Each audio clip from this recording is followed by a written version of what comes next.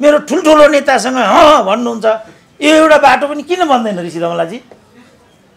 पैसाको समस्या हो, हामी उठाइदिन्छौँ। कति उठाइदियो? आजै थालिदिन्छ होला। के को समस्या हो? यो बाटोको बनाउनु पर्यो, त्यसमा तपाईँको साथ चाहियो, मलाई सहयोग चाहियो। के गर्नु पर्यो? मैले भन्नुहोस्, तपाईँ म जानु पर्यो प्रधानमन्त्री चुराइदियो भने।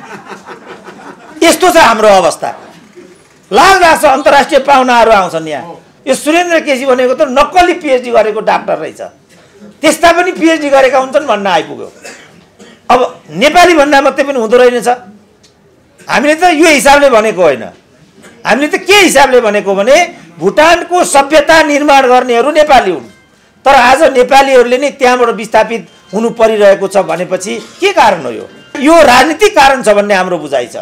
राजनीतिक कारण भनेको चाहिँ के छ भने नेपाल आफै समस्यामा छ। भुटानीहरूले अनेक सामदाम प्रयोग गरेर यहाँको नागरिकता लिने, अनि यहाँका नेपालीहरू चाहिँ भुटानी कागज लिएर बेल्जियम गएर बस्ने, त्यस्तो पनि मैले फेला पारेँ। हाम्रो लाचार र कमजोर सरकार भएको हुनाले बोर्डर रेगुलेट गर्न सक्दैन, हिम्मतले ऊ बोल्न पनि सक्दैन बिचरा। उसलाई तेरै मन्त्री हुनुपर्ने छ, कतिलाई त प्रधानमन्त्री पनि हुनु होला। त्यसकारण उनीहरू आफ्नो सत्वको बारेमा आफ्नो पोजिसन ग्लोबली कायम राख्न सक्दैन। नेपालीहरू राष्ट्रियतामाथि, अन्तर्राष्ट्रिय सुसम्बन्धमाथि, भोलिको पिँढीलाई अप्ठ्यारो र जोखिम पर्ने कुरामाथि राजनीति गर्न पाइँदैन। हाम्रो आवाज चाहिँ यो हुन्छ। अब हाम्रो सिमाना जोडिएको हुनाले अब उनीहरू भागेर आउँदा यहाँ पनि आउने भएकोले हामीले राजनीतिक कारणले होइन, बिल्कुल ह्युमानिटेरियन ग्राउन्डमा, मानवीयताको ग्राउन्डमा उनीहरूलाई यहाँ बस्ने, कुनै राजनीतिक गतिविधि नगरिकन बस्ने। अब उनीहरूको राजनीतिक विचार छ, कोही कम्युनिस्ट पक्षधर होलान्, कोही कम्युनिस्ट विरोधी होलान्, कोही चीन पक्षधर होलान्, कोही चीन विरोधी होलान्, तर तिमीहरूले आफ्नो कुरा गर्न पाउँदैनौ। अन्तर्राष्ट्रिय अभ्यास बमोजिम पनि नेपालमा एउटा सिद्धान्त स्थापित गर्नका लागि सर्वोच्च अदालतमा एउटा रिट निवेदनमा जाने तयारी पनि भएको छ। हामी धेरै अप्ठ्यारोमा छौँ। हाम्रो सिमाना व्यवस्थित हुन सकेको छैन। हाम्रो कमजोर अर्थतन्त्रले गर्दाखेरि हाम्रा दाजुभाइहरू लामो समयदेखि यहाँबाट बाहिरिने उपक्रमको लामो कथा छ। यो सिक्किमदेखि Darjeeling, Dooars, Bhutan, Myanmar, Thailand, Singapore, अब अहिले त संसारमा कुनै देश मलाई लाग्छ यस्तो छैन होला, अफ्रिकासम्म पनि, ल्याटिन अमेरिकासम्म पनि जहाँ नेपालीहरू पुगेका छैनन्। र मलाई लाग्छ नेपालीहरूको ठुलो हिस्सा जहाँ जहाँ पुगेको छ त्यहाँ ऊ प्राय पीडितै होला जस्तो लाग्छ मलाई। ऊ असजिलो काम गर्छ, जोखिमको काम गर्छ, चुनौतीपूर्ण काम गर्छ, अनेक किसिमका प्रताडनाहरू ऊ माथि हुन्छन्, सबै दुर्व्यवहारहरू ऊ माथि हुन्छन्। किनभने जुन भाग्य लिएर ऊ यहाँबाट गएको हुन्छ, मूलत उसले त्यहाँ पनि त्यही भाग्य बेहोर्नु पर्ने हुन्छ। एउटा धनी परिवारकी छोरी बिहा गरेर गई भने धनी परिवारमै पर्ने हो सामान्यतया, गरिब परिवारबाट गई भने सामान्यतया गरिब परिवारमा नै पर्ने हो। यो नियम मलाई लाग्छ यहाँ पनि लागू हुन्छ होला। लामो समयदेखि यो भुटानी शरणार्थीको मात्रै विषय, अहिले हाम्रो देशमा त 7-8 भन्दा बढी मुलुकहरूका शरणार्थीहरू छन् भन्ने छ। किनभने पछिल्लो पटक रोहिङ्गा शरणार्थीहरूको कुरा, अब म्यानमारबाट जो विस्थापित भएका छन् उनीहरूको लागि पनि शरणार्थी स्थल हाम्रै देश भएको भन्ने कुरा हामी सुन्थ्यौँ।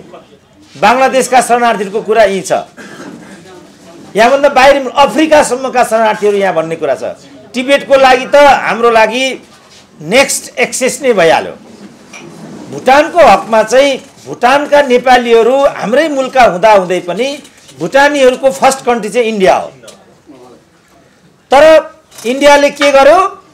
आफ्नो ठाउँमा राख्नुपर्ने शरणार्थीहरूलाई काँकडभित्र कटाइदियो। 1, 2, 3 गर्दा गर्दै 1.25 लाखभन्दा बढी भुटानीहरू हाम्रो पूर्वी नेपालमा आएर बसोबास गर्नुपर्ने स्थिति भयो।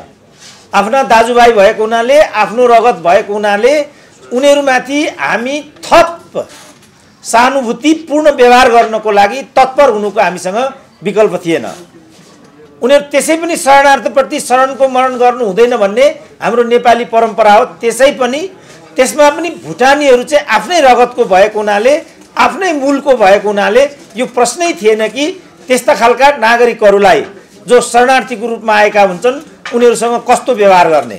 स्वभावतः मानवीय व्यवहार, मैत्रीपूर्ण व्यवहार, थप आफ्नै रगतको भएको हुनाले आतिथ्यपूर्ण व्यवहार, योभन्दा अर्को अप्सन हामीसँग थिएन। तर यो चाहिँ हामीले भन्नै पर्छ कि यो काम गर्नुपर्ने पहिलो दायित्व चाहिँ भारतको थियो। त्यसपछि हामीले के सोच्यौँ भने सायद यो राजनीतिक कारणले भुटानमा शरणार्थी समस्या उत्पन्न गराएर नेपालमाथि यो खालको दबाब दिन खोजेको हो कि हाम्रो बुझाइ यो थियो। टेकनाथ रिजालजीसँग पनि मेरो लामो समयसम्म अन्तर्क्रिया भएको थियो। उहाँ लामो समयसम्म जेलमा बस्नुभयो। त्यसपछि पनि अरू 2-3 जना हरिप्रसाद अर्याल होइन के हो हरिप्रसाद शर्मा लगायतको जो सांसदै हुनुहुन्थ्यो त्यहाँ उहाँहरूसँग पनि अन्तर्क्रिया हुन्थ्यो हाम्रो र यहाँ हाम्रा अन्य किसिमका संस्थाहरू पनि थिए भुटानीलाई लिएर।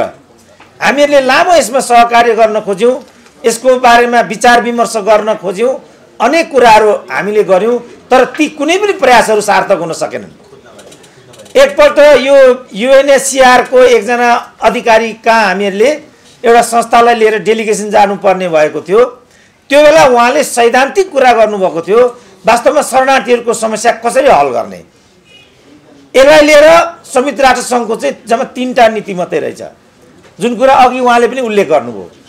पहिला भनेको सम्बन्धित देशमा नै फिर्ता पठाउने, दोस्रो भनेको स्थानीय देशमा मिलान गर्ने, तेस्रो भनेको तेस्रो मुलुक पुनर्वासमा पठाउने।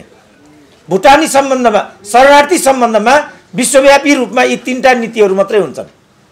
यो हिसाबले भुटानी नागरिकहरूको पहिलो अधिकार भनेको चाहिँ भुटानमै फिर्ता भएर जान पाउने हो। दोस्रो भनेको हाम्रो देशमा जुन देशमा आएको हुन्छ ती मिलान गर्ने हो। तेस्रो भनेको मात्रै पुनर्वासमा जाने हो तेस्रो मुलुकमा। तर उहाँले पनि अघि भन्नुभयो यो तेस्रो विकल्पलाई मात्रै यहाँ छनौट गरियो। अब के कारणले यस्तो गरियो? अब अमेरिकालाई यो खालको नागरिक चाहिएको हुनाले गरेको हो कि भुटानलाई बचाउनु पर्ने भएको हुनाले यो गरेको हो कि अब भारतको डरलाग्दो दबाब भएको हुनाले यो गरेको हो कि किन यस्तो गरिएको? यो बारेमा थोरै सीपी मैनालीले भन्न सक्नुहुन्छ, किनभने उहाँ DPM सम्म पनि रहिसक्नु भएको छ, क्याबिनेटमा पनि बसिसक्नु भएको छ, ठुलो नेता पनि हुनुहुन्छ, सँगसँगै एउटा चिन्तन गर्ने देशभक्त नेता पनि हुनुहुन्छ। उहाँले यसमा थोरै प्रकाश पार्न सक्नुहुन्छ। साथै स्वागत नेपालले पनि अन्तर्राष्ट्रिय कानुनको दृष्टिकोणले अन्य दृष्टिकोणले किन भुटानी शरणार्थीहरूमाथि यस खालको खेलखाल भएको, यसको के कारण हो? के कारणले यो जनसङ्ख्या हामीले बेहोर्नु पर्ने? हाम्रा दाजुभाइ भएको हुनाले, हाम्रो रगत भएको हुनाले उनीहरूलाई हामीले स्वागत गर्नुपर्छ भन्ने कुरा हामीसँग छँदैछ। तर भुटानबाट उनीहरू के कारणले विस्थापित हुनुपर्ने? किनभने भुटानको सभ्यता निर्माण गर्नमै नेपालीहरूको परम्परागत हात छ। भुटानीहरूमा त पशु पालन गर्नुपर्ने, कृषिको परम्परा थालनी गर्ने, सभ्यताको थालनी गर्ने सिकाउने मानिसहरू नै नेपाली हुन्। नेपालको गोर्खाबाट गएको ठुलो जनसङ्ख्या भुटानका राजाहरूले निमन्त्रणा गरेर त्यहाँ काम गर्न गएका होइनन् भुटानीहरू। भुटानको राज परिवारले गोर्खा दरबारसँग औपचारिक रूपमा नेपालको जनसङ्ख्या चाहेको हुनाले हामीहरू निम्तो पछि त्यो ठाउँमा गएको र त्यहाँको सभ्यता नै निर्माण गरेको नेपालीहरूले हो। अस्ति मैले एक ठाउँमा यो कुरा गर्दाखेरि आज दुर्भाग्यले भुटानबाट भ्याक्सिनेसन हात पसार्नु पर्ने ठाउँमा नेपालीहरू पुगेका छौँ भन्दा भुटानकै एकजना नेपालीले, त्यो कस्तो खालको नेपाली हो म छक्क परेँ। आश्चर्य लाग्यो मलाई, त्यस्ता पनि नेपाली हुँदो रहेछन्। त्यसो भन्दा उहाँ कसरी मलाई मुख लाग्नुभयो भने यो सुरेन्द्र केसी भनेको त नक्कली PhD गरेको डाक्टर रहेछ, त्यस्ता पनि PhD गरेका हुन्छन् भन्न आइपुग्यो। अब नेपाली भन्दा मात्रै पनि हुँदो रहेनछ। हामीले त यो हिसाबले भनेको होइन, हामीले त के हिसाबले भनेको भने भुटानको सभ्यता निर्माण गर्नेहरू नेपाली हुन्। तर आज नेपालीहरूले नै त्यहाँबाट विस्थापित हुनु परिरहेको छ भनेपछि के कारण हो? यो के कारणले विस्थापित हुनुपर्ने उनीहरू त्यहाँबाट? केही त हुनु पर्यो। के कारण पर्यो त्यस्तो भन्दा यो राजनीतिक कारण छ भन्ने हाम्रो बुझाइ छ। राजनीतिक कारण भनेको चाहिँ के छ भने नेपाल आफै समस्यामा छ। नेपाल उसको इथनिक क्लिन्जिङको कुरा हो, उसको समस्या हो। यदि नेपालीहरूले त्यहाँको कानुनको बर्खिलाफ केही गरेको भए पनि त कानुन बमोजिम दण्ड हुने कुरा हुन्छ, देश निकाला गर्ने कुरा त हुँदैन। त्यसकारणले चित्तबुद्ध र भरपर्दो गरी भुटानले भन्नुपर्छ कि के कारण हो जसले गर्दा भुटानीहरू त्यहाँबाट निकालिनु पर्यो। मैले त्यसपछि इन्डियाको कुरा गरेँ। सेकेन्ड कन्ट्री भनेको इन्डिया हो। इन्डियाले के कारणले यो जनसङ्ख्या हामीमाथि थोपरेको हो, त्यो पनि हामीलाई कारण चाहिन्छ। त्यसपछि नेपाल सरकारले यसमा के कस्तो डिलिङ गरेको छ भन्ने कुरा मैले अघि भने सीपी मैनालीजीले उल्लेखनीय मात्रामा यसमा भन्न सक्नुहुन्छ। किनभने नेपाल सरकारको आधिकारिक र सामग्रिक नीति नभएको हुनाले पनि यो समस्या चाहिँ खेलबाडको विषय बनेको छ। म के सुन्छु भने अनेक चरणमा वार्ता हुने गरेको छ भुटानसँग, प्रत्येक चरणमा भुटानले हामीलाई डोमिनेट गरेर पठाउने गरेको छ।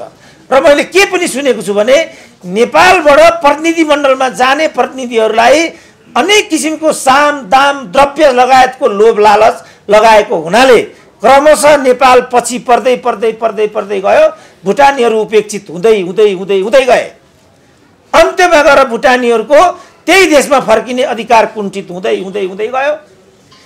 नेपालभित्र पनि भुटानीहरू बदनाम हुँदै हुँदै हुँदै हुँदै गए। स्थानीय रूपमा अनेकौं प्रकोप पार्नमा भुटानीहरूको दुर्गुण रहेको भन्ने बदनामीहरू पनि बढ्दै बढ्दै बढ्दै बढ्दै गए। कतिपय अवस्थामा भुटानीहरूले अनेक सामदाम प्रयोग गरेर यहाँको नागरिकता लिने, अनि यहाँका नेपालीहरू चाहिँ भुटानी कागज लिएर बेल्जियम गएर बस्ने, त्यस्तो पनि मैले फेला पारेँ। म एकचोटि बेल्जियम पुगेको थिएँ। डाक्टर साहब मलाई एउटा ठुलो समस्या पर्यो, पार लगाइदिनु पर्यो। के समस्या पर्यो भन्दाखेरि त मेरा छोराछोरी उहाँ रहे, हामी हस्बेन्ड वाइफ यहाँ भयौँ, त आफ्नो छोराछोरी ल्याउन तिमीहरूलाई समस्या के पर्यो भन्दाखेरि म भुटानी कागजबाट आएको छु भन्छ। भनेपछि नेपालीले पनि फटाइ गरेको रहेछ, भुटानीहरूले पनि फटाइ गरेको होला। त यो फटाइको घानमा भुटानी जनसङ्ख्या पर्यो। त फटाइ गर्ने एउटा आम भुटानीहरू यो किसिमको व्यथामा किन पर्ने? त्यसपछि मात्रै थर्ड कन्ट्री सेटलमेन्टको कुरा आएको छ। अब यो जस्तो भुटानी रौतको कुरा अघि उहाँले गर्नुभयो, यो सेतो छालाको कुरा तपाईँले हेर्नुभयो भने अमेरिकाको हेर्नुभयो, अस्ट्रेलियनको हेर्नुभयो, ब्रिटिसहरूको हेर्नुभयो, उनीहरूमा एक खालको भाइचारावाद छ। अमेरिका जानु पर्यो भने आफ्नै देश गए जस्तो हुन्छ ब्रिटिस नागरिकलाई, अस्ट्रेलियामा आउनु पर्यो भने आफ्नै देश गए जस्तो हुन्छ। अस्ट्रेलिया त मलाई लाग्छ ब्रिटेनको लागि सेभ गरे जस्तो लाग्छ मलाई।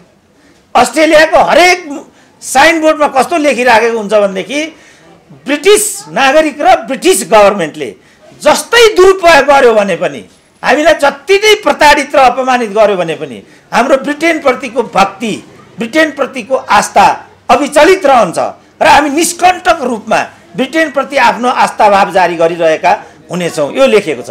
र अहिले पनि त्यहाँको head of the state British queen हुन्छन् अहिले पनि, र गभर्नरले शासन गर्छ त्यहाँ अहिले पनि, र अहिले पनि त्यो ब्रिटिस गभर्मेन्ट हो। यस्तो त हुन्छ। यो हिसाबले जो इन्टरनेसनली नेपालीहरू छन् विश्वभरि, ती नेपालीहरूप्रति हाम्रो एक खालको भाइचारा सम्बन्ध रहनु, नाताको सम्बन्ध रहनु, रगतको सम्बन्ध रहनु अस्वाभाविक भएन। तर जस्तो उहाँले भन्नुभयो कुटुम्बरी सम्बन्धको कुरा, वैवाहिक सम्बन्धको कुरा, यसमा हामीलाई अलिकति चुनौती कहाँ छ भनेदेखि जस्तो भारतको राजनाथ सिंहले अहिले रक्षा मन्त्री हुनुहुन्छ, त्यो बेला गृहमन्त्री हुनुहुन्थ्यो, एउटा वक्तव्यमा उहाँले के भन्नुभएको थियो भनेदेखि नेपालमा भारतका 1 करोड नागरिकहरू छन् भनेर। अब नेपालमा भारतका ती 1 करोड नागरिक भने को हुन्? यो खुला सिमानाले गर्दा उत्पन्न भएको समस्या हो। हाम्रो लाचार र कमजोर सरकार भएको हुनाले बोर्डर रेगुलेट गर्न सक्दैन, हिम्मतले ऊ बोल्न पनि सक्दैन बिचरा। उसलाई तेरै मन्त्री हुनुपर्ने छ, कतिलाई त प्रधानमन्त्री पनि हुनु होला।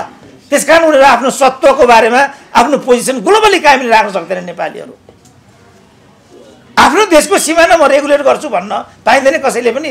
रिपोर्टर्स क्लबको सिमाना म व्यवस्थित गर्छु भन्न पाउँदैन ऋषि धमलाले।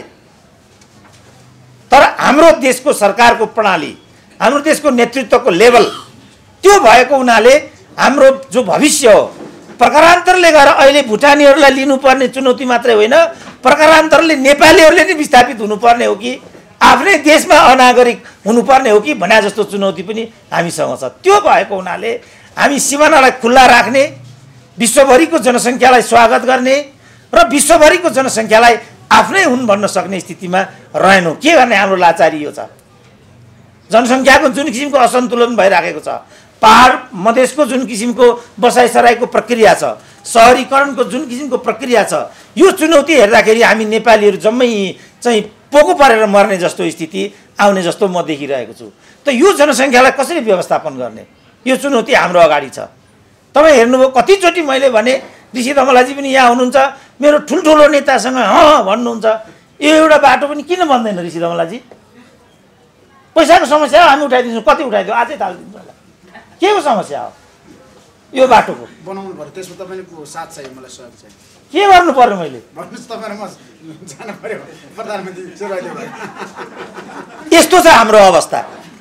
लाज लाग्छ अन्तर्राष्ट्रिय पाहुनाहरू आउँछन् यहाँ, अन्तर्राष्ट्रिय मित्रहरू आउने ठाउँ हो यो। यतिका पत्र हेरेर विचार लगाएर यहाँ बाहिर यहाँ काठमाडौँको सबैभन्दा गए गुज्रेको ठाउँको रूपमा यो मैले सोधेँ, यही कुरा भयो कि यसको इन्कम केही नभए 4-5 लाख रुपियाँ त होला नि, भन्दा कति 50 कि 60 लाख छ अरे यो परिसरको इन्कम मासिक। यसबाट एउटा पैसा निकालेर यति सडक पनि व्यवस्थापन गर्न सकिँदैन, यति गति छाडा चाहिँ आज हामी भएका छौँ। यस्तो बेलामा हामी यत्रो ठुलो निर्वाध जनसङ्ख्या, यत्रो ठुलो अव्यवस्थित सहरीकरण, बसाइ सरेको यो प्रक्रिया, पर्यावरणको यो चुनौती, बागमतीको यो फोहोरी स्थिति, भर्खरै मेलम्ची बर्बाद भएको, एक थोपो पानी नआएको, कसरी हामी व्यवस्थापन गर्न सक्छौँ यो सबै जनसङ्ख्यालाई? यो चुनौतीको बिचमा हामीहरू छौँ। त्यस कारणले म निष्कर्षतिर आएर के भन्छु भने 1.25 लाख जति जनसङ्ख्या हो भुटानको नेपालमा। अब त्यो जनसङ्ख्या मलाई लाग्छ अहिले 12,000 मात्रै होला। यो 7,000 मलाई लाग्छ यो कहीँ खेती त होइन। मैले के सुनेको छु भनेदेखि झापा जिल्लाको चाहिँ सिडिओको तलब अन्यत्र, स्वागतजीलाई थाहा हुन्छ यो, सिडिओको तलब अन्यत्र 42 लाख हुन्छ भने त्यहाँ चाहिँ 1.5 लाख हुन्छ अरे। यही समस्याले गर्दा भुटानी भन्छ अरे अर्को 1.5 लाख भत्ता पाउँछ अरे उसले। कहीँ यो भत्ताको लागि त यिनीहरूले यो 12,000 पालिराखेको होइन। के कारणले यो 12,000 राखी जोडेको हो? 7,000 यो 7,000 यो 7,000लाई त त्यस्तो समस्या पऱ्यो भने त मलाई दिउँ, मै व्यवस्था गरिदिन्छु। मै के गरिदिनु पर्ने? 7,000लाई जागिर दिनुपर्ने, छोराछोरी पढाइदिनु पर्ने, कुनै एउटा प्रोजेक्ट ल्याइदिनु पर्ने, के गरिदिनु पर्ने म व्यक्तिगत गरिदिन्छु ल। तर यसलाई पालिराख्नु पर्ने के कारण छैन। त यसबाट के बुझिन्छ भने यहाँभित्र राजनीति छ, राष्ट्रियतामाथि, अन्तर्राष्ट्रिय सुसम्बन्धमाथि, भोलिको पिँढीलाई अप्ठ्यारो र जोखिम पर्ने कुरामाथि राजनीति गर्न पाइँदैन। हाम्रो आवाज चाहिँ यो हुन्छ। त्यसकारण हामी सधैँभरि भुटानी जनसङ्ख्या छौँ। एनआरएनको कुरा पनि अहिले आइराखेको हुन्छ, दोहोरो नागरिकताको कुरा अहिले आइराखेको हुन्छ। हामीले राजनीति बाहेक अन्य अधिकारको ग्यारेन्टी संविधान मार्फत नै गरिदिएको छ। सांस्कृतिक र आर्थिक अधिकारको सुनिश्चितता अहिलेको संविधानले नै गर्छ। तर राजनीतिक अधिकार त सजिलो कुरा छैन। अहिले पनि अमेरिकामा अरू सबै कुराको लागि अरू थप केही पनि चाहिँदैन, तर राष्ट्रपति हुनको लागि त जन्मसिद्ध नागरिक हुनुपर्छ। त्यहाँ एउटा न एउटा त राज्यले राष्ट्रिय सुरक्षाका दृष्टिकोणले त्यस्तो किसिमको सङ्कुचन राखेकै हुन्छ। बाँकी कुरामा त हामी संसारभरिका नेपालीहरू एक ठाउँमा छौँ, भुटानीहरूसँग पनि सँगसँगै छौँ। खास गरी उनीहरूको पीडासँग चाहिँ हामी अझ गहिरो गरी जोडिएका छौँ। कसरी के गर्न सकिन्छ सहकार्य गरौँ। तपाईँहरू निश्चिन्त हुनुहोला, सङ्कट र अप्ठ्यारो पर्दा तपाईँहरू घरबारविहीन, राज्यविहीन हुनुहुन्न, हामी छौँ। निश्चिन्त हुनुहोला र जानुहोला। त्यसरी सहकार्य गर्ने पक्षमा हामी छौँ।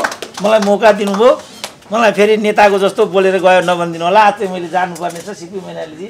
वास्तवमा त्यहाँ के कारणले यस्तो भयो होला भन्ने कुरा गर्ने हो भने पहिलो कुरा त त्यहाँका शासकहरूको आफ्नो शासनलाई अविच्छिन्न राख्ने इच्छा र नेपाली भाषीहरू कहीँ त्यहाँको संस्था, त्यहाँका शासकहरूको विरोधमा त छैनन् भन्ने आशंका। अब ठुलो जनसङ्ख्या नेपालीहरूको जसलाई लोछाम्पा भन्छन् होइन, त्यस्तो भनिन्छ। ठुलो जनसङ्ख्या छ, दक्षिण भुटानपट्टि धेरै जनसङ्ख्या रहेको छ उहाँहरू नेपाली भाषीहरूको, भुटानीहरूको पुस्तुदेखि बसेका हुन्। पुर्खौली नेपाल नै भए पनि र उनीहरूको कर्मभूमि भुटान बनेको थियो र त्यस बापत उनीहरूको राजनीतिक परिचय भुटानी नागरिक बनेको थियो। पाएका पनि हुन्, ठुल्ठुलो ओहदामा पनि पुगेका हुन् होइन। राजाको किचन क्याबिनेटका सदस्य पनि नेपालीहरू छन्, थिए पनि छन् पनि। तर पछि गएर एउटा शङ्का उठ्यो कि जस्तो नेपालमा डेमोक्रेटिक मुभमेन्ट भयो, डेमोक्रेटिक मुभमेन्टमा अब भारतको सहयोग संलग्नता पनि रह्यो। त्यसको पछाडि उसको आफ्नै स्वार्थहरू पनि थिए। अब नेपालीहरूले पनि डेमोक्रेसी खोजेका थिए। अब नेपालीहरूको स्वार्थलाई सघाए जसो गरेर भारतीयहरूले आफ्नो स्वार्थ पनि लाद्न खोजेका पनि हुन्। यो प्रमाणितै भइसकेको पनि छ। त्यस्तो स्थिति हुँदा शासकहरूले आफ्नो सत्ता जोगाइराख्नको निम्ति चाहिँ नेपाली नागरिकहरूलाई हटाउने र घटाउने उद्देश्य लिए। मुख्य कुरो उनीहरूमा रहेको नेपाली भाषी आफ्नै नागरिकहरूप्रति उनीहरूको आशंका अविश्वास यो कुरालाई मैले त्यसबेला पनि मैले महसुस गरेको हुँ। जस्तो धेरै यो आन्दोलनकै क्रममा म त्यसबेला मैले भारत प्रवासमा 1-2 वर्ष काम गरेको थिएँ। त्यहाँ धेरै भुटानका डेमोक्रेटिक मुभमेन्टमा लाग्ने धेरै मान्छेहरूसँग मेरो भेटघाट पनि नभएको होइन, भएको पनि हो। मैले बार उहाँहरूलाई भन्थेँ कि वास्तवमा तपाईहरुले त्यो एउटा राज्यको रूपमा रहेको हुनाले त्यो राज्यको स्वतन्त्रता सार्वजनिक सत्ताको निम्ति त्यहाँका शासकहरूले चाहिरहेका छन्। त्यसको बरखिलाफमा जानु हो भने तपाईमाथि शासकहरूले नै केही कहर बर्साउँछन्, किन हामी पनि त्यस्तै भोगिरहेका छौँ। त्यसकारण तपाईहरुले भुटान सानै भए पनि अब 1947 पछि त्यसलाई संरक्षित राज्य, अंग्रेजीमा प्रोटेक्टरेट भनिन्छ हैन, उसको विदेश नीति, सुरक्षा नीति र आन्तरिक खास गरिकन स्रोत सञ्चालनमा भारतको सल्लाहले चलिरहेको मुलुक हो। अब त्यसबाट त्यस्तो किसिमको भुटान पनि नरहोस् र यो प्रान्तै बनोस् सिक्किम जसरी भन्ने चाहना पनि दिल्लीमा नभएको होइन। र यस्तोमा तपाईहरुले डेमोक्रेटिक मुभमेन्टमा लाग्ने, ठिक छ शासकहरूसँग लड्नु पर्यो, उनीहरूको संकीर्ण नीति छन्, विभेद छन्, असमानता छ, यो कुरा म बुझ्छु। तर पनि कसरी चाहिँ भुटानको स्वतन्त्रतालाई पनि जोगाउँदै त्यसलाई बलियो बनाउँदै तपाईले अधिकार पनि लिने यतापट्टि सोच्नुहोस् है। यदि तपाईँ यो चाहिँ ध्यान दिनुहुन्न भने यसले तपाईहरुमाथि भोलि अप्ठ्यारो पार्न सक्छ, किनभने शासकहरूलाई सत्ता जाने डर रहन्छ हैन। अब तपाईहरुले त्यस्तो नसोचे पनि शासकहरूले सोचिदिएका छन्। एउटा मुख्य कारण के हो भने शासकहरूको यो संकीर्णता, यो सत्तालोभी प्रवृत्ति। सल्लाहमा कयौं नेपालीहरूले अमेरिका, क्यानाडामा गएर हामी माओवादी आन्दोलनबाट पीडित भएर मेरो जीवदानको असुरक्षा भएकोले म आश्रय खोज्छु भनेर उनीहरूले नेपालको नागरिक हुँदाहुँदै पनि उनीहरूको जीवनमा थ्रेट छ, खतरा भयो, ज्यान मारिने डर भयो भन्ने नाममा ती मुलुकहरूले आश्रय दिएका पनि छन्। त्यसकारण सबै शरणार्थीहरू चाहिँ स्टेटलेस हुँदैनन् हैन। यस्तो भन्न जीवनमा थ्रेट भएका मान्छेहरू पनि उनीहरूले पनि आश्रय लिन्छन्, शरणार्थी हुन्छन् हैन। त्यसकारण तर भुटानको कुरा बेग्लै हो, उहाँहरूलाई स्टेटलेस नै बनाइयो। यो कुरा ठिकै हो, उहाँहरू अरू कारण त्यहाँको राज्यको कारणले, नेपालले अघि भनेको कारणले नागरिकता दिन सकेन, भारतले आफ्नो स्वार्थले गर्दा फिर्ता हुन जोड दिएन। त्यही कारण उहाँहरूको स्थितिमा थर्ड कन्ट्री रिसेटलमेन्ट चाहिँ प्रभावी बन्यो। अब अहिले आएर मलाई के लाग्छ भने अहिले थोरै छन्, यति थोरैलाई त नेपालले लिए हुन्छ। हामीले बोर्डर रेगुलेट गरौँ। अब ठिक छ, रोहिङ्गासँग हाम्रो बोर्डर जोडिएको छैन, त्यस कारण रोहिङ्गाको पीडा भोग्ने हो भने बङ्गलादेशले हेर्ने हो, भारतले हेर्ने हो, हामीले हेर्ने होइन। हामीसँग जोडिएको छैन। त अरू धेरै विभिन्न मुलुकका, कश्मीरबाट आइरहेका, अरू सुडानबाट पनि मान्छे आइरहेका छन् हैन। 1-2 दिन आएर ट्रान्जिटको रूपमा आएर उनीहरू फिर्ता हुनु एउटा कुरा हो, उनीहरूलाई हामीले एसाइलम दिइरहनु पर्ने कुरा होइन।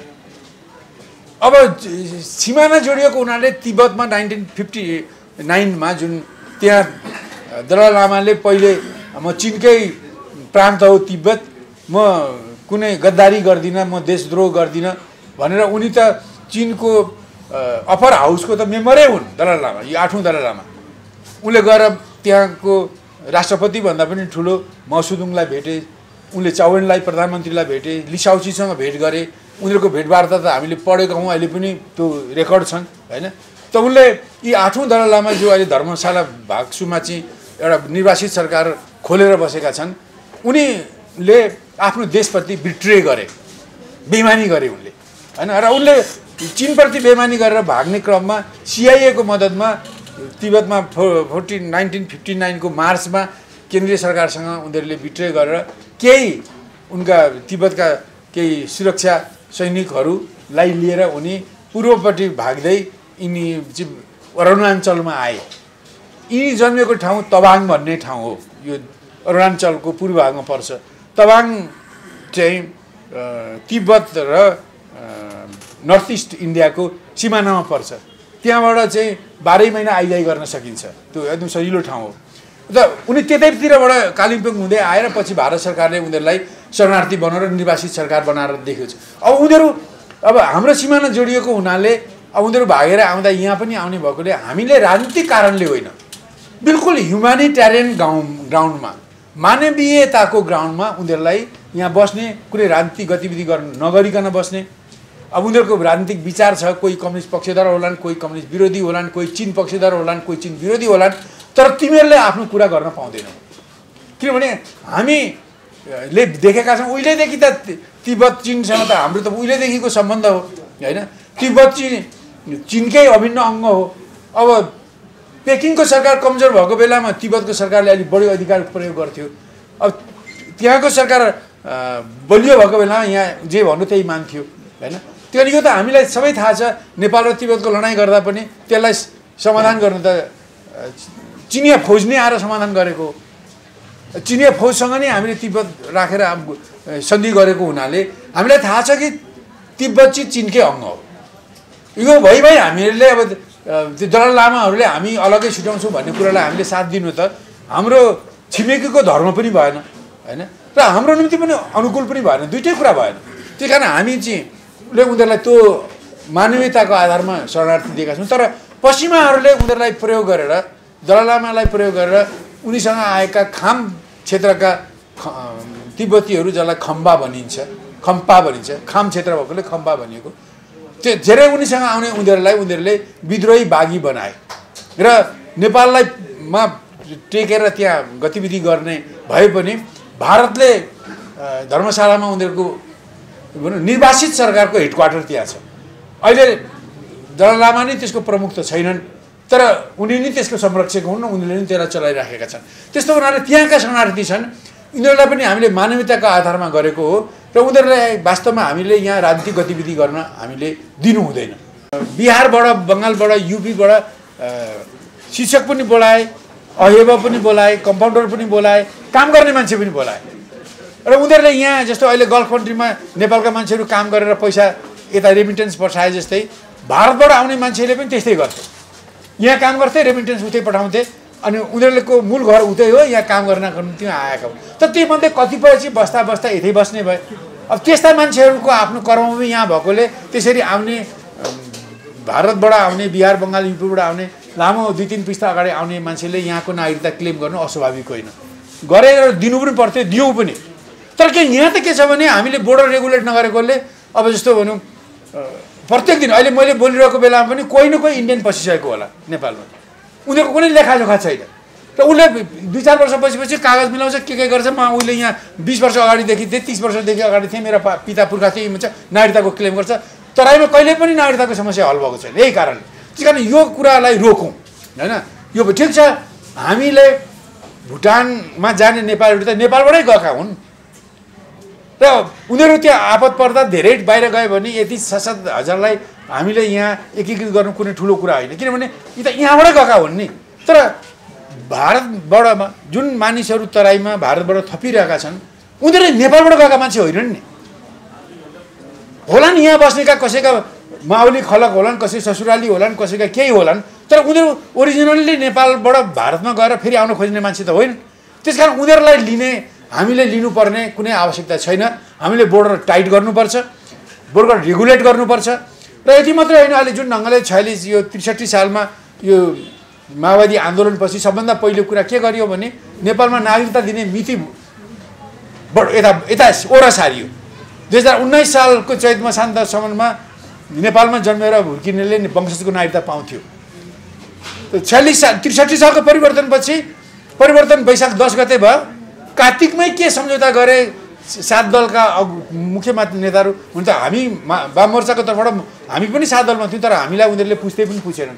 त्यहाँका काङ्ग्रेस, डेमोक्रेटिक काङ्ग्रेस, एमाले, पछि माओवादी अनि मधेस केन्द्रित दलका नेताहरू गएर उनीहरूले के गरे भने अब 2046 सालको चैत मसान्तभित्र नेपालमा जन्मेर यहीँ बसोबास गर्ने विदेशीहरू भन्नाले मूलतः 99% इन्डियनहरूले नेपालको जन्मसिद्ध नागरिकता पाउने भनेर दिए। 1950 अहिले इन्डियामा के छ, 1950 भन्दा अगाडि भारतमा बसोबास गर्ने नेपालीले मात्रै भारतको नागरिकता क्लेम गर्न सक्छ। अहिले यहाँ चाहिँ के भयो, यो 46 साल चैत मसान्त भनेको 1990 को अप्रिल 14 तारिक पर्छ। अरू भारतबाट चाहिँ 1990 को 14 तारिकमा भित्र नेपालमा आएर यहाँ जन्मेर यहीँ बसोबास गर्ने इन्डियनहरूले जन्मसिद्ध नागरिकता पाउने दियो। नेपाली मूलको चाहे शेर्पा होस्, चाहे हाम्रो मधेसी हुन्, चाहे हाम्रो नेवार होस्, चाहे कोही खस होस्, उनीहरूले चाहिँ नेपालको भारतमा नागरिकता माग्नु हो भने त्यो 1950 अगाडि नै भारतमा बसेको प्रमाणपत्र देखाउनुपर्छ, जबकि यहाँ 1990 भन्दा अगाडि बसेको प्रमाणपत्र देखाएको हुन्छ भने त 50 र 90 भन्दा 40 वर्ष यता आयो। त्यसबेला हुन त हामी पनि 7 दलभित्र पर्छौँ, तर हामीलाई कुनै अर्थ राखिएन। काङ्ग्रेस, डेमोक्रेटिक काङ्ग्रेस, एमाले, माओवादी, मधेस केन्द्रीय दलहरूले भारतीयहरूसँग कुरा गरेर उनीहरूले भारतले आफ्नो कट अफ इयर बढाएकै छैन, 50 को 50 छ। हाम्रो कट अफ इयर बढाएर 1990 को अप्रिल 14 तारिक बनाइयो। यदि त्यो बराबर गरेको भए पनि त ल ठिक छ, यो चाहिँ पारस्परिकता भएछ भन्ने कुरा हुन्थ्यो नि त। त्यस्तो पनि त भएन नि।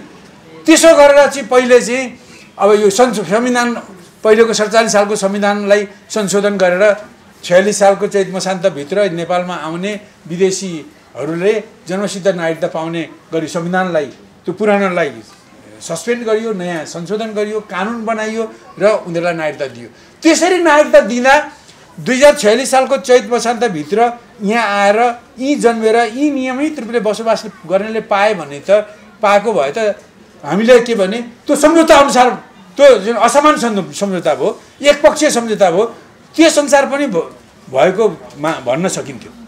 तर त्यसो नभएर 46 साल चैत मसान्तभन्दा पछि आउनेहरूले पनि त्योभन्दा अगाडि आएको देखाएर उनीहरूले जन्मसिद्ध नागरिकता लिएका हजारौँ मान्छे नेपालमा छन्। त्यति मात्रै होइन, नेपालको सिमाना पर्ने भारतको बिहार, बङ्गाल, युपीका सिमानामा रहेका मानिसहरूले अहिले उतै बस्छन्, तर उनीहरूले यहाँ 3 जनाको सिफारिसमा त्यस्तो नागरिकता पाउने हुनाले 3 जना मान्छेलाई घुस खुवाएर उनीहरूले 46 साल चैत मसान्तभन्दा अगाडि जन्मेको कागज रिकमेन्डेसन गरेर उनीहरूले नागरिकता लिएका छन्। अहिले उतैपट्टि बसेका छन्। भारतको नागरिकता पनि होल्ड गर्छन्, नेपालको नागरिकता पनि होल्ड गर्छन्। र अनि अहिले के भएको छ भने अहिले जुन संविधान अहिले नागरिकता ऐन संशोधनको ठुलो मुद्दा के हो भने त्यसरी जो 46 साल चैत मसान्तभित्र नेपालमा जन्मेर यी बसोबास गर्नेले एकतर्फी रूपले त पाए ल त्यसलाई मान्ने हो भने पनि त्यसभन्दा बाहिर पाउनेहरू पनि छन्। 46 साल चैत मसान्तभन्दा पछि आएर पनि कृत्य काज गरेर पाउने पनि हजारौँ छन्। र भारतको बिहार, बङ्गाल, युपीका सीमावर्ती जिल्लाहरूमा यहाँ नेपाल की नागरिकता मिल्ती है भनेर बोर्ड टाँगेर पैसा लिएर नागरिकता पाउनेहरू पनि हजारौँ मान्छेहरू छन्। अहिले चुनावको टाइममा त्यहाँका एमपीहरू, त्यहाँको विधायकहरूको मुद्दामा पनि भन्छन् यो नेपाली नागरिकता पाउनेहरूले हामीलाई हैरान गरे भनेर लोकल पेपरले छापिरहेको पनि हामी पढ्न सक्छौँ। त्यस्ता मान्छेहरूलाई खारिज नगरिकन यी जन्मसिद्ध नागरिकता पाउनेका छोराछोरीलाई वंशजको नागरिकता दिने जुन उपक्रम चलिरहेको छ यसले हाम्रो त लाखौँको सङ्ख्यामा इन्डियनहरू नेपालका नागरिक हुने भए यो कुरालाई पनि यो सरकार रोकिरहेको छैन। हाम्रो मुद्दा के हो भन्ने ल ठिक छ, 46 साल चैत मसान्त भित्र जन्मिनेलाई हामीले एकतर्फी रूपले दिउँ। भारतले पनि यो भारतमा 46 सालको चैत मसान्तभित्र जन्मेर तिमी बस्ने नेपाली मूलको शेर्पाले, नेवारले, मधेसीहरूले अथवा खसहरूले नागरिकता खोजे दिनुपर्छ भनेर हामी कुरो उठाइरहँ होइन। तर जसले यहाँ गलत ढङ्गले लिएका छन् त्यो हिजोको एकतर्फी सम्झौता विपरीत त्यसलाई हामी खारेज गरौँ। त्यसरी नागरिकता लिने 10, 20, 30, 40, 50 हजार कति छन् तिनीहरूलाई खारेज गरौँ, उनीहरूको सन्तानलाई नागरिकता नदिउँ। एउटा नेपाली नागरिकता नभएर किन मर्नु पर्यो उपचार गर्न विदेश जान नपाएर? नागरिकता नभएको कारणले। र अहिले सम्झिरहेको छु गोपाल भुटानी, जसले जीवनभरि नेपालको भाषा, साहित्य, कला, संस्कृति, चलचित्रमा योगदान दिनुभयो। द्वन्द्व निर्देशक, सायद उहाँको द्वन्द्व निर्देशनमा दिलीप रायमाझीज्यूले धेरै अभिनयहरू गर्नुभयो होला। गोपाल भुटानीज्यू नेपाली नागरिकता नपाएर विदेशमा उपचार गर्न जान नपाएर मर्नु पर्ने स्थिति आउनु पर्नाको कारण के हो? अहिले तुलसी घिमिरेहरू नागरिकताका लागि याचना गरिरहनु भएको छ र अघि दिल्ली अधिकारीजीले बोल्नु हुँदाखेरि मेरो रगत शरीरमा जुन बगिरहेको छ त्यही एउटा रगत अर्को वेनबाट तपाईँ नेपालमा बस्ने नेताहरू, पत्रकारहरू, साहित्यकारहरूको बगिरहेको छ, त्यो नबिर्सिनुहोस् भन्नुभएको छ। यो भन्नुभएको के हो? यो भावनात्मक कुरा होइन। संसारमा कुनै पनि व्यक्तिको राष्ट्रियता, जातिका आधारमा, संस्कृतिका आधारमा, भाषाको आधारमा हुन्छ कि हुँदैन भनेर विश्वास गर्ने दुई प्रकारका देशहरू हुन्छन्। संसारको एक प्रकारका देशहरूले जस स्याङ्नियस प्रिन्सिपल अफ नेचुरल ल मा विश्वास गरेर आफ्नो देशको संविधान बनाएका हुन्छन्। यो विधिवेत्ताहरू, कानुनवेत्ताहरू, विधिशास्त्रीहरूले जान्ने कुरा हो। विश्वविद्यालयमा यही भनेर पढाइ हुन्छ, हामीलाई पनि यही भनेर पढाइएको हो, अहिले हामी त्यही भनेर पढाउँछौँ। जस स्याङ्नियस प्रिन्सिपलमा विश्वास गर्ने विश्वका जति देशहरू छन्, नेपाल, फ्रान्स, तपाईँको चाहिँ बेलायत जस्ता देशहरू, उत्तर कोरिया पनि हो, जसले के विश्वास गर्छ भने रगतको आधारमा जाति र नागरिकताको निर्माण हुन्छ भनिन्छ। रगतका आधारमा यो दिल्ली प्रसाद अधिकारी भन्ने थर बेलायतमा भेटिन्छ, यो नाम भेटिन्छ। त्यहाँको original inhabitant of UK Dilli Prasad Adhikari हुन्छ। चन्द्रप्रकाश मैनाली, सीपी मैनाली यस्तो कोरियामा हुन्छ, यस्तो अफ्रिकामा हुन्छ, हुँदैन। यो यहीँको पहिचान हो, त्यो रगतको सम्बन्धबाट बनेको हो। यसको ओरिजिनालिटी धेरै म लामोमा जान्न, किनकि साथीहरूलाई समय पनि कम छ। धेरै लामो बोलिसक्नु भएको छ यस पूर्वका आदरणीय व्यक्तित्वहरूले। त्यसैले जस स्याङ्नियस प्रिन्सिपलमा विश्वास गर्ने मुलुकहरूका लागि एक पटकको त्यो देशको नागरिकको रगतबाट आएका सबै सधैँका लागि त्यही देशको पहिचान बोकेको जाति र त्यसको उद्भवबाट आएको नागरिक हुन्छ। राजनैतिक नागरिकता कहाँको हुन्छ त्यसमा चाहिँ मतलब राखिन्न, त्यो राजनैतिक कुरा हो।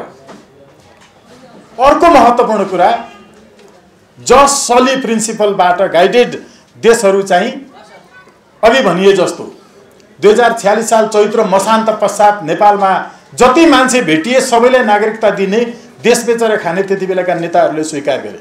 यो कट अफ इयर भन्दै हुनुहुन्थ्यो, खासमा लिगल टर्ममा त्यसलाई कट अफ डेट भनिन्छ। पुरै इयर नै कट अफ हुँदैन, त्यो कट अफ डेट हो। 2046 साल चैत्र मसान्तसम्म नेपालमा जति थिए सबैलाई नेपाली नागरिकता दिन थालियो। त्यसपछि फेरि त्यो कट अफ डेट चाहिँ परिवर्तन गरियो। म त्यतातर्फ जान्न। अहिले भन्न खोजिएको के हो भने दिल्ली अधिकारीज्यूहरूले भनिरहनु भएको कुरा, जो वास्तवमा नेपाली हो त्यो नामकै कारणले नेपाली हो। अघि भने जस्तो चन्द्रप्रकाश मैनाली त्यो नेपाली बाहेक अरू हुन सक्दैन। दिल्ली प्रसाद अधिकारी नेपाली बाहेक अरू कुनै संसारको कुनै देशमा यस्तो नाम भएको मान्छे भेटिँदैन। कहीँ भेटियो भने त्यो नेपालबाट गएको, नेपालको ओरिजिन हो, यो बुझिन्छ। त्यसैले हो यो नेपाली ओरिजिन जो हो त्यो नेपालबाट गएको हो। अघि पृथ्वीनारायण शाहको पालाको गोर्खाबाट भुटानतिर पठाइएको जो थोरै इतिहास आएको थियो त्यो सत्य पनि छ। 6 जना जाति समुदायका मान्छेहरूलाई नेपालको गोर्खाबाट पठाइएको थियो, जो भुटानको दक्षिणी भेगमा लोकसाम्पा चाहिँ समुदायबाट उहाँहरू परिचित हुनुहुन्छ। खास गरिकन दक्षिणी भेगमा बस्नेहरूलाई भनिएको हो उहाँहरू नेपालबाट गएको बेलामा नेपालमा एनआरएन सम्बन्धी कानुन थिएन। कानुनै नभएको बेलामा उहाँहरू नेपालबाट जानुभएको त हो। अनि एनआरएनसँग सम्बन्धित कानुन पछि आयो भनेर त्यो कानुन आउनुभन्दा पहिला गएका मान्छेहरू चाहिँ एनआरएन थिएनन्, होइनन्। कानुन आएपछि मात्रै हुन्छ। कानुन त जस्तो पनि आउँछ। तपाईँ पत्रकार साथीहरूले केही समय अगाडि मोटरसाइकलमा पछाडि पनि बस्ने मान्छेले हेलमेट लाएन भने पक्राउ पर्नुहुन्थ्यो, जरिवाना पर्थ्यो। अहिले पर्छ? मोटरसाइकलमा पछाडि बस्ने साथीले हेलमेट नलगाए तपाईँलाई अहिले जरिवाना तिर्न पर्दैन। यो कानुन टेक्निकल कुरा हो। कहिले त्यसैलाई उल्टाउँछन्, कहिले पल्टाउँछन्, कहिले त्यही गैर कानुनी हुन्छ, कहिले त्यही काम कानुनी हुन्छ। अहिले मोटरसाइकल पछाडि हेलमेट नलगाइकन हिँड्नु भनेको कानुनी नै हो। तर त्यो हेलमेट बिक्री गर्ने र त्यो हेलमेटको कमिसन खानका लागि मात्रै जति बेला बाध्य बनाइएको थियो नि मोटरसाइकल पछाडि पनि बस्नेले हेलमेट लगाउनलाई, त्यो बेलामा त्यही कानुन बाध्यकारी थियो। तर त्यो कानुन आउनु पूर्व के थियो? मैले भनेको के भने एनआरएनसँग सम्बन्धित अवधारणा आउनुभन्दा पहिला नेपालबाट बाहिर गएका मान्छेहरू चाहिँ नन रेजिडेन्सियल नेप्लिज थिएनन्, थिए कि थिएनन्? त्यसलाई चाहिँ के भन्नुहुन्छ? हो, एकपटक नेपाल छोडेर नेपालबाट बाहिर गएकाहरू एनआरएनहरू थिए, यद्यपि त्यति बेला एनआरएनको कन्सेप्ट थिएन, कानुन थिएन। त्यो एनआरएनका सन्तानहरू एनआरएन नै हुन्।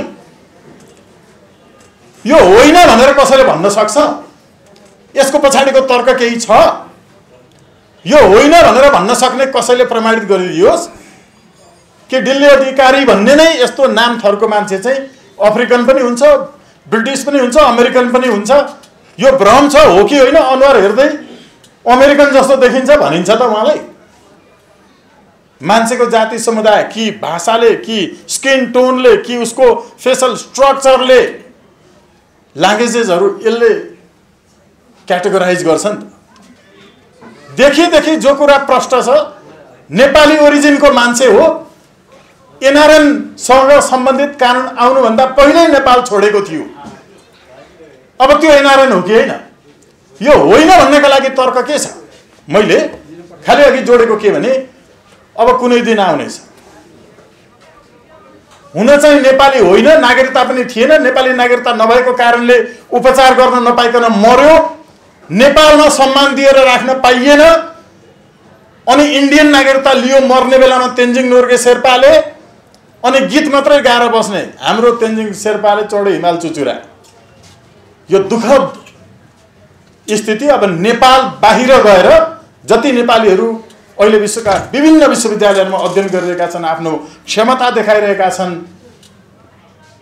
ती नेपालीहरूले विश्वमा अमर हुने नाम जब स्थापित गर्छन् नि, अनि उहाँ त हाम्रो नेपाली नै हुनुहुन्थ्यो भनेर नेपालीहरूले भन्नुपर्ने, त्यही तेन्जिङ नोर्गे हाम्रै नेपाली हुनुहुन्थ्यो भने जस्तो।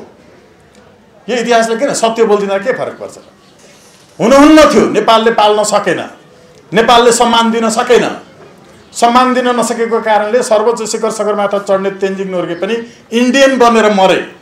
यी नालायक त्यति बेलादेखिका शासकहरू 14औं शताब्दीमा नेपाल भ्रमण गर्न आएका एकजना चिनिया यात्री हुयेन सांगले लेखेका थिए आफ्नो यात्रा वर्णनमा, नेपालीहरू वास्तवमा कुटिल छन्। तिनले नेपालका नेतालाई मात्रै भेटेछन् के त्यो बेला पनि, त्यस्तो लाग्छ। अनि कुटिल भनेर लेख्यो होला। अहिले यो जुन कुटिलता छ नि, एनआरएनसँग सम्बन्धित विषय, अघि सिपी मैनालीज्यूले भन्नुभएको एउटा सन्दर्भ चाहिँ हामीले यो जज स्याङ्ग्नेस प्रिन्सिपलमा आधारित भएर हेऱ्यौँ भने उहाँहरू एनआरएन बाहेक केही पनि होइन, एनआरएन नै हो। अब दुईटा सङ्गठन बनाउनुहोस्, त्यसपछि झगडा गर्न थाल्नुहोस्, अनि हामी जस्तै त्यहाँभित्र अर्को नेतागिरी गर्न थाल्नुहोस्, अनि होला फेरि यसतर्फ नजानु होला भन्ने मेरो शुभकामना छ। यसतर्फ हामी गयौँ भने हामी फस्छौँ। ठिकै छ, सङ्गठनहरू त बनाऊ, तर यही उद्देश्य राखेर नगरौँ। अहिले जसरी इन्टरनेसनल होइन नेप्लिज एउटा चाहिँ एसोसिएटेड गराउने काम सबैलाई गरिरहनु भएको छ उहाँहरूले, एकदमै असाध्य राम्रो विषय छ र हामीले त्यसरी जानुपर्छ भन्ने लाग्छ। र अर्को केही विषय थियो, यो उनीहरूले चाहिँ गर्दा हुने, अहिले हेर्नुहोस् त कमनवेल्थका मेम्बर स्टेटहरूको एउटै राष्ट्रगान छ, कमनवेल्थका मेम्बर स्टेटहरूको राष्ट्रगानै एउटै छ, उनीहरूको मुद्रा एउटै छ, करेन्सी नोट, उनीहरूको अदालत एउटै छ, कानुन एउटै छ। किनकि त्यो एउटा अघि भनेको जज स्याङ्ग्नेस प्रिन्सिपल अन्तर्गतको त्यो एउटै कम्युनिटीका मान्छे जहाँ जहाँ छरिएर बसेका छन् नि, उनीहरूले अदालत एउटै बनाउँदैछन्, मुद्रा एउटै बनाउँदैछन्, कानुन एउटै बनाउँदैछन्, एउटा देशमा अपराध गरेकोमा अर्को देशमा पनि जेलमा हालिरहेछन्। हामी नेपालीहरू यसरी फैलिरहेका छौँ। समस्या के पर्छ? हामीले एउटै ढङ्गले गयौँ भने यसमा चाहिँ समस्या पर्छ भन्ने लाग्दैन। र अर्को एउटा महत्त्वपूर्ण कुरा के छ भने यो अन्तर्राष्ट्रिय अधिकार स्वदेश फिर्ताका लागि इन्डियाले त्यति बेला दिएन, त्यो अर्को विषय हो, त्यसलाई धेरै घन्टौँ बहस गर्न सकिन्छ। त्यति बेला म आफै पनि भुटानीहरूको भुटान फिर्ती आन्दोलनमा झापाबाट पैदल यात्रामा गएर तपाईँको फुन्चोलिङसम्म पुगेर पक्राउ गर्ने पत्रकार मध्येको म पनि हो, थाहा छ हाम्रो दिल्ली सरलाई। त्यति बेला हामीले संयुक्त राष्ट्र सङ्घीय तपाईँको चाहिँ संयुक्त राष्ट्रसङ्घका महासचिव बान की मुन नेपाल आउँदाखेरि, एमनेस्टी इन्टरनेसनलको तपाईँको चाहिँ अध्यक्ष पिएरे साने नेपाल आउँदा जापानको सन्दर्भ एसिमुलेट गर्ने कि भन्ने त्यो बेला पनि थियो। जापानको राजदूत चाहिँ तपाईँको जापानको प्रधानमन्त्री योसिरो मोरी नेपाल आउँदा नेपालबाट अन्तर्वार्ता लिने 2 जना मात्रै पत्रकार थियौँ हामी। एकजना म थिएँ, अर्को त्यति बेलाको BBC को हाम्रो हुनुहुन्थ्यो, मैले नाम बिर्सेँ मैले, बेलायतमा बसेर पनि गर्नुभयो। 2 जना पत्रकारले मात्रै उहाँहरूसँग कुरा गरेका थियौँ। त्यति बेला भुटनी त्रिभुजीका सवालमा हामीले प्रश्नहरू गर्दाखेरि उहाँले यो रिपाट्रिएसनको कुरामा एकदमै महत्त्वपूर्ण रूपमा चाहिँ जवाफहरू दिनुभएको थियो। यो अधिकार छ, इन्डियाले रोक्यो, यसरी रोक्यो भन्ने कुराहरू त्यतातर्फ अहिले नजाउँ। खालि एउटै मात्रै कुरा के भनौँ भने अब हामीले यो विषयमा सोच्दाखेरि अघि यसपूर्व भनिए जस्तो चाहिँ 2टा सङ्गठन बनाउने होइन, जुनसुकै समय पनि नेपालबाट गएका मान्छेहरू उनीहरू NRN हुन् र उनीहरूका सम्बन्धमा सरकारले गम्भीर ढङ्गले सोच्नुपर्छ। यो विषयमा हामीले यसपूर्व पनि दिल्ली सरसँग कुरा गरेका थियौँ। यो अन्तर्राष्ट्रिय अभ्यास बमोजिम पनि नेपालमा एउटा सिद्धान्त स्थापित गर्नका लागि सर्वोच्च अदालतमा एउटा रिट निवेदनमा जाने तयारी पनि भएको छ। साथीहरूका लागि यो जानकारी, हामी त्यो तयारी पनि गर्दैछौँ र त्यो तयारी अन्तर्गत के व्याख्या आउला, त्यो व्याख्याबाट अनि यसको समाधान हुन्छ भन्ने लागेको छ।